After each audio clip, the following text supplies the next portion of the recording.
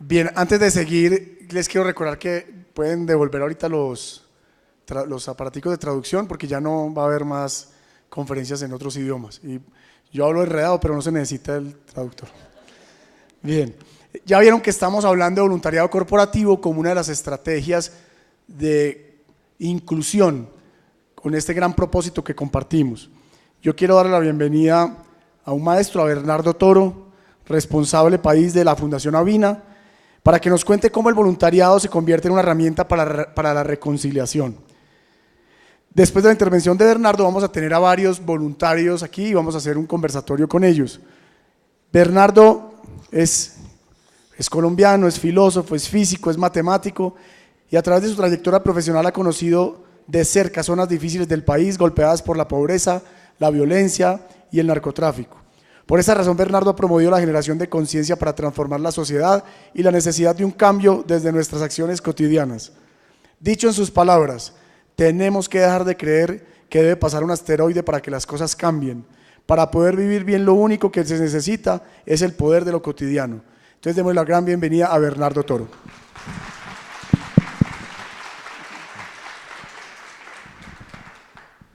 Buenos días. Buenas tardes. Buenos días.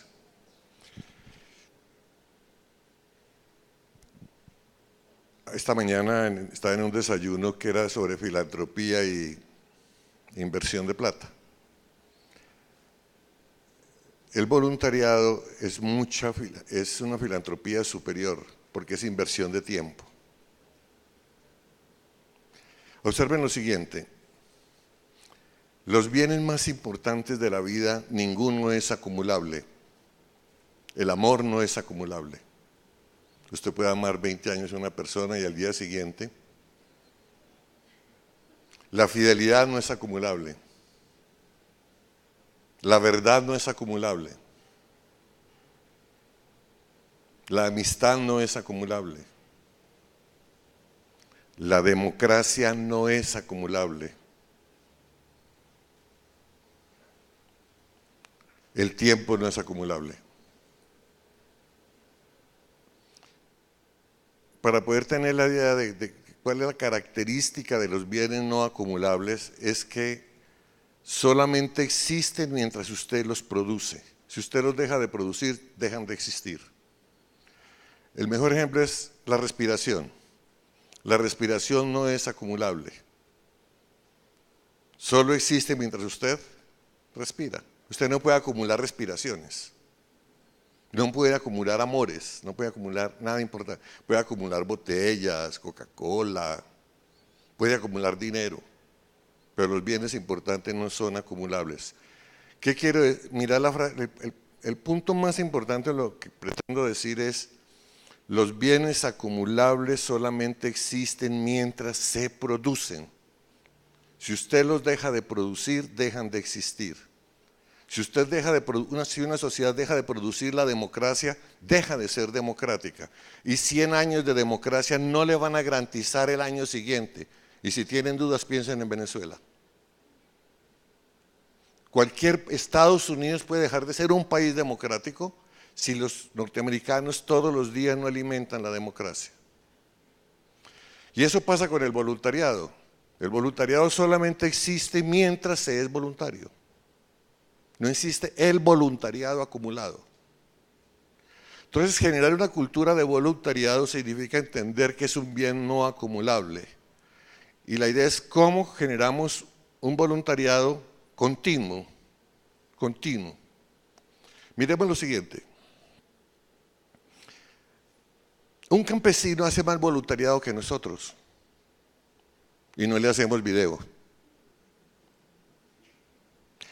Para un campesino sostener una junta de acción comunal tiene que dedicar mucho de su tiempo para mantener la junta, ir a las reuniones, poner plática para el bus, etc. Y nadie reconoce su trabajo voluntario. Nosotros todos estamos acá porque tenemos una institucionalidad que nos paga el tiempo para estar acá. Si pegáramos ladrillo o pintáramos paredes por metro cuadrado, ninguno de nosotros podría estar acá. Nosotros recibimos un pago de tiempo institucional que un campesino nunca recibe y ese voluntariado nunca lo reconocemos. Aún más, hacemos voluntariado porque la sociedad nos paga ese voluntariado. Nos llevan en bus, nos ponen camiseta, nos ponen letrero, ¿sí? Néstor y Isabela, ¿ya?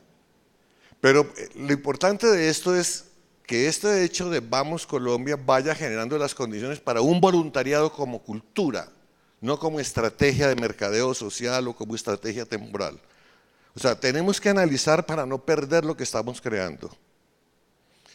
Piensa en lo siguiente, los bienes más escasos entre los pobres son tiempo, agua y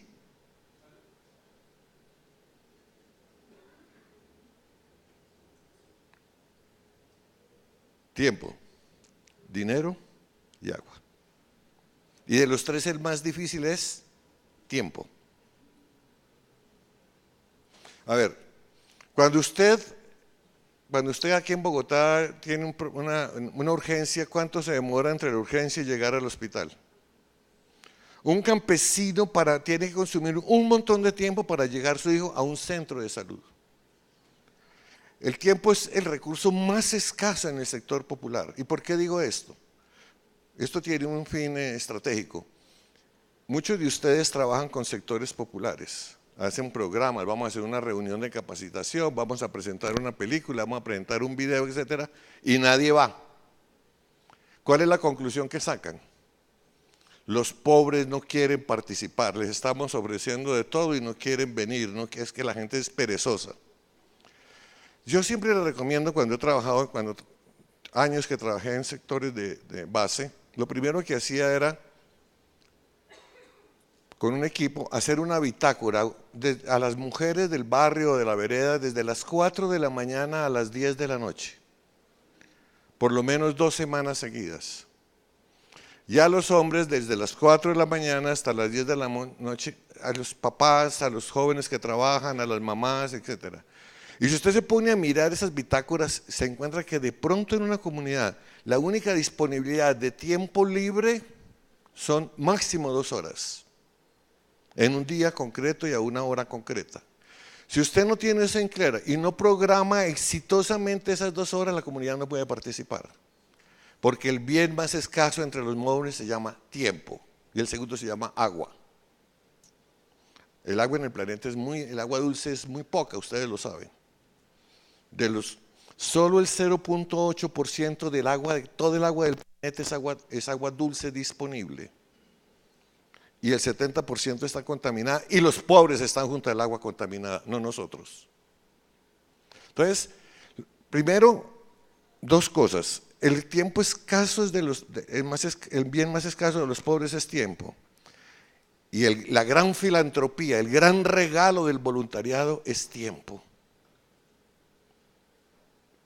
Entonces, el diseño del voluntariado de una empresa tendría que ser ¿cómo hacemos del voluntariado una acción estratégica continua, orientada al logro de producir los bienes y servicios que requieren mucho tiempo para el campesino y para el pobre, que él por falta de tiempo no puede producir? No sé si soy claro. O sea, no se trata de hacer acciones voluntarias. Volvamos el voluntariado un factor estratégico de desarrollo en las empresas. Y eso significa aprovechar estas experiencias, pero no mirarlas como acciones voluntarias de responsabilidad social, sino como acción estratégica de uso del tiempo de los que tenemos tiempo para producir los bienes y servicios más importantes de aquellos que no tienen tiempo. Voy a ponerles un ejemplo. Quizás en sus familias hayan personas con limitaciones emocionales o mentales severas, retardo mental, limitaciones atetóxicas fuertes, etc. Piensen en las personas, la mamá, la abuela, la tía, la hermana que se queda con esta persona, ¿cuántos días? La vida entera. Ese voluntario es imbatible. Porque no es voluntariado y montarse en la chiva, ir y rescarbar y después volver y contar. No. Día y noche cuidar un niño, ¿sí? con lesiones cerebrales severas. ¿Qué pasa? Esas personas, ¿qué es lo que no tienen? Dedican todo su tiempo a cuidar y no tienen tiempo para ellas. Una acción estratégica de una empresa podría ser, por ejemplo, ¿cuántos niños con síndrome de Down? Bueno, porque si los niños con síndrome de Down, pues hay muchos niveles de Down. Son bien entrenados, etcétera, adquieren mucha autonomía, pero si el síndrome es muy severo, su autonomía es muy baja y requiere mucho apoyo de un adulto al lado. Mamás, abuelos, papás, una de las grandes, me estoy aquí acordando de un caso de una amiga que trabajó mucho tiempo conmigo, una gran investigadora. Ella, su vida es cuidar a un hermano. Ella, ¿qué es lo que ella espera? Que ella por lo menos un día a la semana, como ella dice, o un día al mes, donde pueda salir, caminar, ir al cine o hablar con un amigo, etcétera, bajo la certeza de que la persona está bien cuidada. Entonces, la cantidad de personas que están amarradas porque están dedicando todo su tiempo a cuidar personas que no tienen tiempo es un área tremendamente estratégica para cambiar este país y devolverle vida a las personas que regalaron todo su tiempo.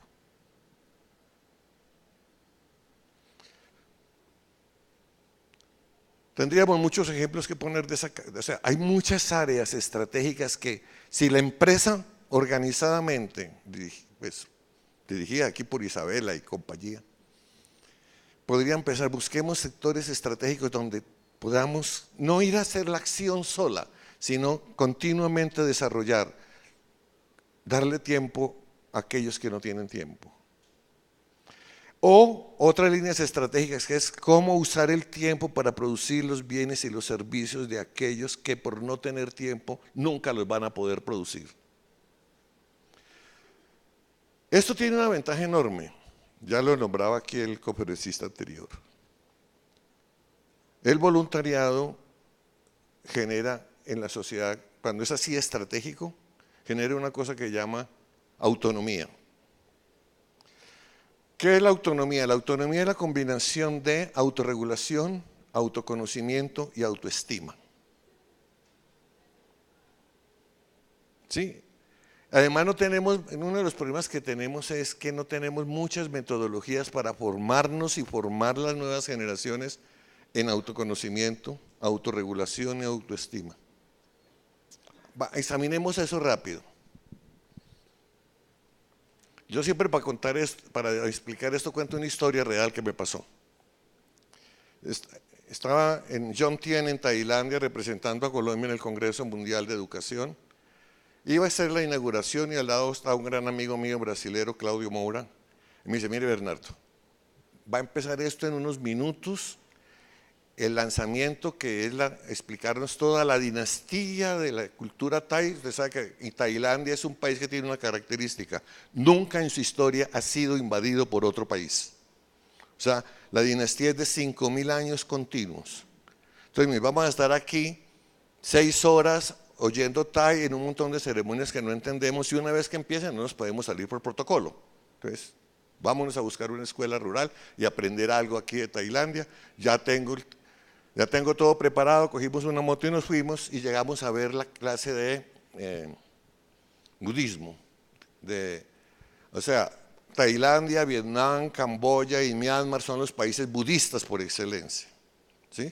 Así como toda América y Europa somos los países cristianos por excelencia. Usted puede ser ateo, pero su cultura es cristiana. ¿Sí? Entonces, nos fuimos a ver la clase de religión, o sea, budismo, que se empieza a los 9 años y termina a los 14. Y los niños de 9 años, nos fuimos a la de 9 años con 30 niños que los habían rapado, les habían puesto ese abrigo amarillo, naranja, con un monje al frente. Nos hicimos detrás de la ventana, nos traducía el esposo de la directora de la escuela, que era un holandés, del Thai, pues, imagínense. Y vimos los niños quietos ahí, sentados en flor de loto y el monje al frente. 1 hora, 2 horas y no pasaba nada. Entonces le preguntamos a él, ¿y qué pasa aquí? Dice, esos niños van a estar así, 2 horas, 2 veces a la semana, 2 horas, y usted ve lo que pasa ahí, nada. Eso va a pasar durante 6 años, nada. Entonces les pregunté, bueno, ¿y qué es lo que pasa? Y la respuesta fue lo que nos devolvió la mente. Los niños están aprendiendo a hacer silencio espiritual, silencio interior, para poder oír su voz interior y cuando cumplan 14 años puedan seleccionar los votos y las normas que van a guiar su vida y puedan ser libres. Ahí entendimos. A ver, inmediatamente quisimos preguntarle a la directora, le dijimos que la maestra qué votos hizo cuando cumplió 14 años, la directora de la escuela, ella nos contó, cuando cumplí 14 años hice los siguientes votos: nunca mentir, cuidar a mis padres hasta su muerte, si me casaba nunca ser infiel y dedicar mi vida entera a la educación rural en Tailandia. ¿Quién le dijo eso? Nadie. Y eso genera libertad, porque el conocimiento interior genera autorregulación. A ver, para que esto quede un poquito claro, voy a poner aquí un ejemplo. Tú tienes jefe. ¿Cómo se llama su jefe? ¿Ah? Ese Néstor, otro Néstor. Bueno. Y su nombre es Alexandra. Bueno, imagínese que Néstor le dice a usted, mire, Alexandra, para seguir trabajando acá tiene que levantarse a trotar a las 4 de la mañana, llueva, trueno y relampaguee. Y para yo estar seguro de que me está haciendo atención, tiene que quedar grabada frente a las cámaras de la empresa. ¿Qué piensa Alexandra de Néstor todos los días a las 4 de la mañana? Mínimo que es un desgraciado. Muy bien. Pero supongamos que eso nunca ocurrió, sino que Alexandra decide todos los días levantarse por ella misma a las 4 de la mañana a trotar. ¿Qué pasa en este segundo caso cuando usted comienza a correr a las 4? ¿Qué siente? Alegría, libertad. Bueno. ¿Por qué el mismo hecho? ¿Por qué el mismo hecho aquí produce ira y aquí produce alegría? ¿Por qué aquí produce sometimiento y aquí produce libertad? Porque en el primer caso el orden viene desde afuera, en el segundo caso el orden viene desde adentro. En el segundo caso es autorregulación. Y este es un principio fundamental. Solo la autorregulación produce libertad.